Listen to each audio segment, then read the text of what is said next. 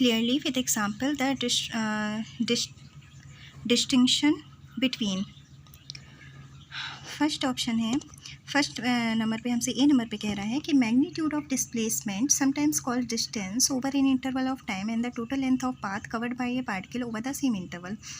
देखो इसमें लास्ट में हम क्वेश्चन पढ़ते हैं कि लास्ट में आखिर पूछ क्या रहा है।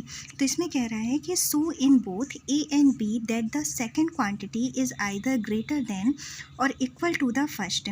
मतलब सेकेंड क्वांटिटी इसमें क्या है, टोटल लेंथ ऑफ पाथ, और फर्स्ट क्वांटिटी क्या है, मैग्नीट्यूड ऑफ डिस्प्लेसमेंट। तो कह रहा है कि सेकेंड क्वांटिटी जो है वो फर्स्ट क्वांटिटी से बड़ी है या फिर बराबर है, ये हमें शो करना है। ठीक है, कैसे शो करेंगे, देखो किस में कंपेयर हमें करना है, मैग्नीट्यूड ऑफ डिस्प्लेसमेंट में और टोटल लेंथ ऑफ पाथ में।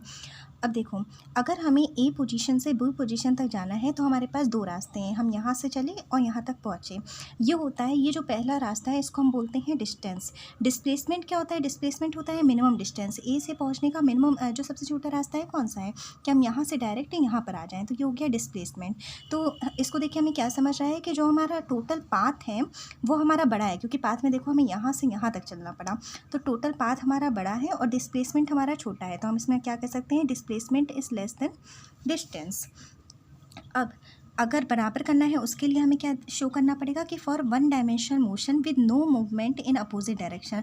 अगर हमारा वन डायमेंशनल मोशन है, कोई भी ऑब्जेक्ट एक सीधे डायरेक्शन में चल रहा है और अगर वो अपोजिट डायरेक्शन में रिटर्न नहीं हो रहा है, तो उस कंडीशन में यह हमारी डिस्टेंस होगी और यही हमारा डिस्प्लेसमेंट होगा।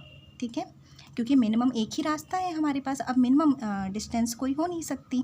ठीक, तो एक ही रास्ता है, तो उस कंडीशन में distance is equal to displacement हो गया। तो हमने यहाँ पर शो कर सकते हैं distance is greater than equal to displacement. Second number पे हमसे क्या पूछ रहा है, magnitude of average velocity over an interval of time and the average speed over the same interval.